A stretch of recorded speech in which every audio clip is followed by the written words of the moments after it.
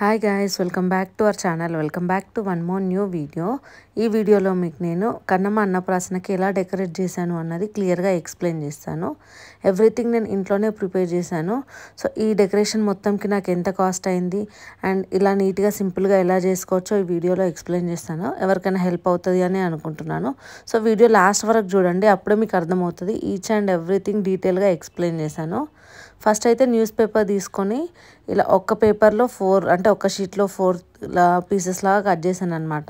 So ఇలా 4 cut చేసిన తర్వాత వీటిని కోన్ షేప్ లాగా చేసుకుంటున్నాను. నాకు కావాల్సిన సైజులో కావాలి కాబట్టి ఇలా పేపర్ని ఫోల్డ్ చేసి ఇలా లైక్ షాప్లో పొట్లాలు కడతారు కదా, అలా తిప్పితే అది కోన్ షేప్ లాగా వస్తుంది అనమాట. ఇలా జస్ట్ ఒక కార్నర్కి గమ్ పెట్టి అతికించేసాను.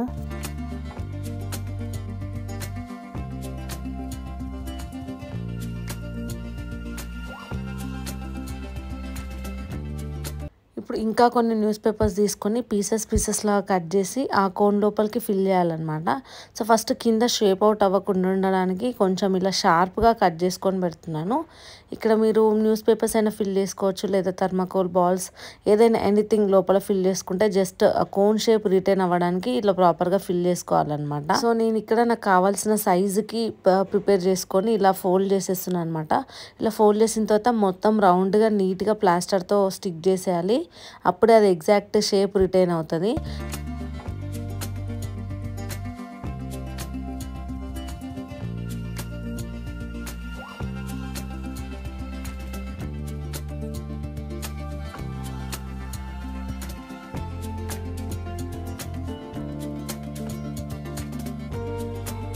సో అలా నాకు కావాల్సిన కోన్స్ అన్నీ ప్రిపేర్ చేసేసుకొని పక్కన పెట్టేశాను.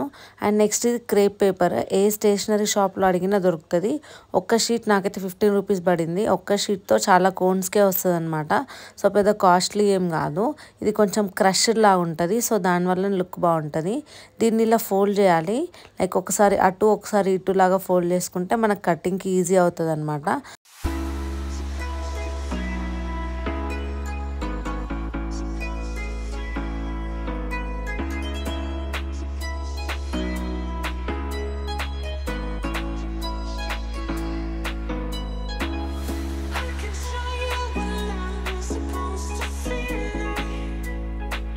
ఇక్కడ గమ్ పెడుతున్నప్పుడు మొత్తం అంతా షీట్ అంతా పెట్టేస్తే అదంతా బ్యాక్ సైడ్ నీట్గా కనిపించదు. సో జస్ట్ 4 కార్నర్స్కి లైక్ రౌండ్గా మాత్రమే గమ్ పెట్టి స్టిక్ చేయండి. అప్పుడే అది నీట్గా ఉంటుంది లుక్. సో ఇలా కంప్లీట్గా కోన్ని ఫిల్ చేయడానికి ఒక 2-3 పడతాయి. నేను తీసుకున్న సైజ్కి అయితే జస్ట్ 2తో ఫిల్ అయిపోయింది రౌండ్గా. ఇంకా పైన కింద చిన్న చిన్న ప్యాచెస్ పెట్టాను. అండ్ ఈ షీట్ కొంచెం క్రష్ లాగానే ఉంటుంది కాబట్టి మనం ఎన్ని ప్యాచెస్ పెట్టినా అంతగా కనిపించదు. సో అంత నీట్గా చేయకపోయినా కూడా అది నీట్గానే కనిపిస్తుంది.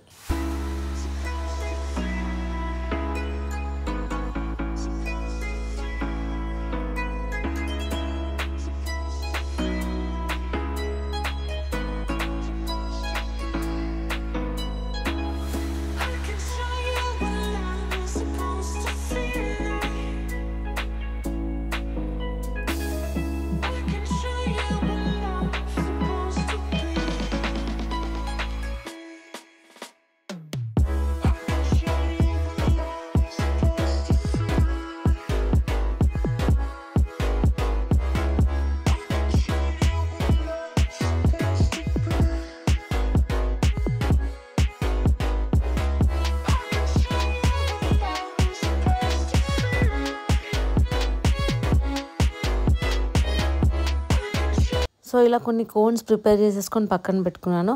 సో మేజర్ పార్ట్ అయితే అయిపోయింది. ఈ కోన్స్ ప్రిపేర్ చేయడమే కొంచెం ఎక్కువ టైం పడుతుంది. తర్వాత అంతా ఈజీగానే అయిపోతుంది. ఇక్కడ నేను లిల్లీ ఫ్లవర్స్ తీసుకున్నాను. నేనైతే ఆర్టిఫిషియల్లే చూస్ చేసుకున్నాను, బికాజ్ అవి మళ్ళీ రీయూజ్ చేసుకోవచ్చు అని చెప్పి. అమెజాన్లో తీసుకున్నాను. 1000 పీసెస్ 400 450 బిలో 5000లో వచ్చేసింది. అండ్ ఇవి లైక్ చాలామందికి ఇలా కోన్స్ ప్రిపేర్ చేయడం కానీ ఇదంతా పెద్ద టాస్క్ అనిపిస్తే మనము న్యాచురల్ ఫ్లవర్స్ ఏవైనా రోజ్ ఫ్లవర్స్ కానీ లేదంటే బంతిపూలు కానీ ఏవైనా కానీ యూజ్ చేయవచ్చు అనమాట.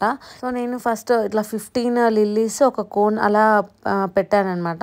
సో అది మన ఇష్టము, మనకి ఎంత గ్యాప్లో కోన్స్ పెట్టుకోవచ్చు అండ్ మన దగ్గర ఎన్ని కోన్స్ ఉన్నాయి అలా వాటిని కౌంట్ చేసుకొని అలా ప్లాన్ చేసుకొని పెట్టుకుంటే సరిపోతుంది. నేనైతే 15 లిల్లీస్ అండ్ ఒక కోన్ అలా పెట్టుకున్నాను. సో ఒక్క లైన్కి టోటల్గా 6 కోన్స్, ఇంకా మిగతావన్నీ లిల్లీస్ అలా పెట్టేశాను అనమాట. ఇలా టోటల్గా 10 లైన్స్ ప్రిపేర్ చేసుకున్నాను. బట్ నేను 8 లైన్సే యూజ్ చేశాను. ఇక్కడ కనిపిస్తుంది చూడండి. సో ఇవి అనమాట నేను పెట్టింది. మీరు చూస్తే 6 కోన్స్ అండ్ మిగతావి లిల్లీస్ ఉన్నాయి.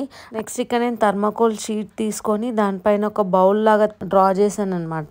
సో ఇది యాక్చువల్లీ అన్నప్రాసన థీమ్ కాబట్టి నేను అన్నప్రాసనకి బౌల్ పెడితే బాగుంటుంది అని అనిపించింది. బౌల్తో పాటు ఒక స్పూన్ కూడా ప్రిపేర్ చేశాను.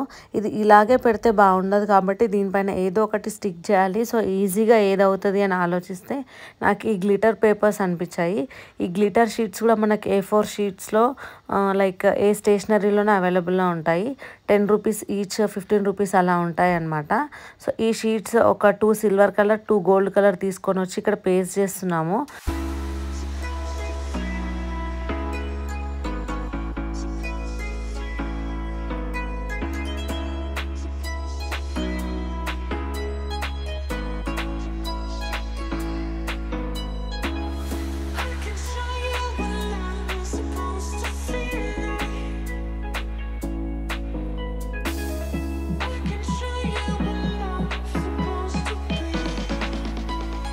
సో ఇప్పుడు సైడ్స్ది అండ్ బౌల్ డెకరేషన్ అయిపోయింది.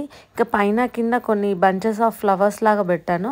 సో వాటి కోసం ఇది ప్రిపేర్ చేస్తున్నాను. ఇక్కడ ఫ్లవర్ ప్రిపేర్ చేయడానికి ముందైతే ఇలా ఒక షీట్ని రెక్టాంగులర్ షేప్లో కట్ చేసి 4 కార్నర్స్ కట్ చేసేసాను. సో అప్పుడు ఈ షేప్లో వస్తాయన్నమాట. దాన్ని ఇక్కడ నేను చూపిస్తున్నట్టుగా ఫోల్డ్ చేసి నీడిల్కి ఈచ్ వన్ పెట్టేసేయడమే అనమాట. స్ట్రైట్గా కాకుండా కొంచెం ఫ్లవర్ లాగా ఇలా సైడ్స్కి పెట్టుకుంటే నీట్గా ఉంటుంది. సో ఇలా అన్ని కొన్ని ఫ్లవర్స్ పెట్టేసుకొని దారంలో కుచ్చేసి 2 సైడ్స్ ఇలా కట్టానమాట.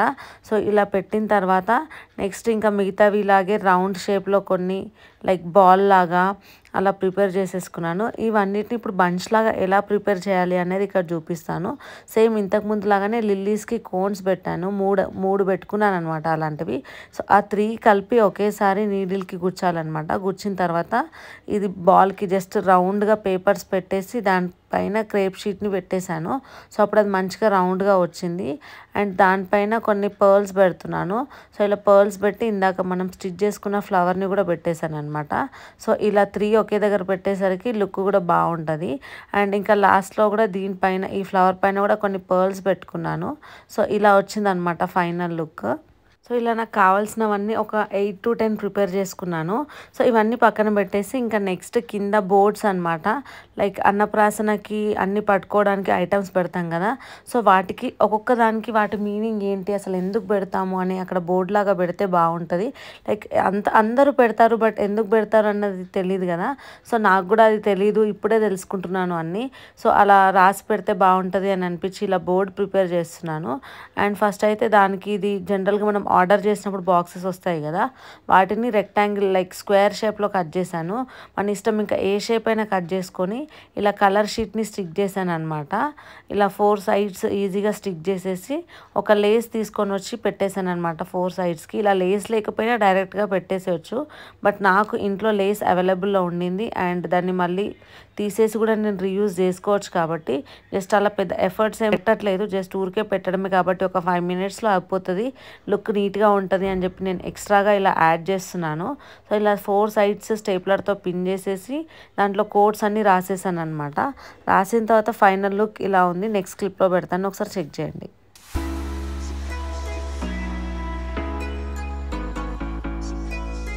సో ఇంకా అన్నీ ప్రిపేర్ చేసేసుకున్నాను. బ్యాక్ డ్రాప్కి అన్నీ పెట్టేయడమే సింపుల్గా. సో బ్యాక్ డ్రాప్కి అయితే నా దగ్గర ఈ స్టాండ్ ఉంది, మీరు చాలా వీడియోస్లో చూసారు. ఈ స్టాండ్కి ఏంటంటే ఒక డిసడ్వాంటేజ్, ఇలా కింద ఏం లేదనమాట. సో నేను మళ్ళీ వేరే రాడ్ తీసుకొని కింద పెట్టేశాను. ఎందుకంటే ఇలాంటి క్లాత్స్ పెట్టినప్పుడు కింద ఆ రాడ్ లేకపోతే అది ఊగుతూనే ఉంది. సో ఆ రాడ్ పెట్టి దాన్ని క్లాత్ని రివర్స్లో ఫోల్డ్ చేసి పిన్స్ పెడితే అది మంచిగా స్టిఫ్గా ఆగిందనమాట. ఇక్కడ కనిపిస్తుంది కదా ఇలా స్టిఫ్గా. అండ్ పైన అయితే ఫస్ట్ ఒక మాల పెడదాము అనుకున్నాను. న్యాచురల్ ఫ్లవర్స్ అయినా పెట్టుకోవచ్చు, లేదంటే మామిడాకులు కూడా పెట్టుకోవచ్చు. నా దగ్గర ఇది అవైలబుల్లో ఉంది అండ్ లుక్ కూడా నీట్గా ఉంటుంది అని అనిపించి అది పెట్టేశాను. అండ్ నెక్స్ట్ ఇక్కడ మళ్ళీ బౌల్ ప్రిపేర్ చేసుకున్నాం కదా, దాన్ని పెట్టాను. డబుల్ ప్లాస్టర్తో ఈజీగా స్టిక్ అయిపోయింది. అండ్ దానిపైన ఈ స్పూన్ కూడా డబుల్ ప్లాస్టర్తో పెట్టాను. అండ్ దాంతోపాటు కొన్ని గుండు పిన్నులు కూడా పెట్టేశాను అనమాట. అండ్ నెక్స్ట్ ఇవే అనమాట మనం ప్రిపేర్ చేసుకున్నాం కదా ఫస్ట్ లైన్స్, వాటిని ఈచ్ సైడ్ 3 or 4 ఎన్ని పెడదాము అనేది అంటే నా స్పేసింగ్ని బట్టి చెక్ చేసుకుంటున్నాను. సో ఇలా ఈచ్ సైడ్ 4 పెడితే నాకు లుక్ నీట్గా అనిపించింది. సో ఈచ్ సైడ్ 4 పెట్టేశాను ఈక్వల్ స్పేసింగ్ చూసుకొని. అండ్ పైన లైక్ మనము నార్మల్ సేఫ్టీ పిన్స్ కన్నా గుండు పిన్నులతో పెడితేనే అది స్టిఫ్గా మంచిగా ఉంటుంది అనమాట. సేఫ్టీ పిన్స్తో పెడితే ఏంటి అంటే కిందికి వచ్చేస్తూ ఉంటుంది. సో ఎప్పుడైనా కూడా ఈ డెకరేషన్కి అన్నిటికీ మనం సేఫ్టీ పిన్స్ పెడితే బాగుంటుంది అని అనుకుంటాం, కానీ గుండు పిన్లతోనే చాలా నీట్గా ఆగుతుంది. మనం జనరల్గా బయట వాళ్ళతో డెకరేషన్ చేయించినప్పుడు అక్కడ అబ్జర్వ్ చేసినా కూడా వాళ్ళు అవే పెడతారనమాట.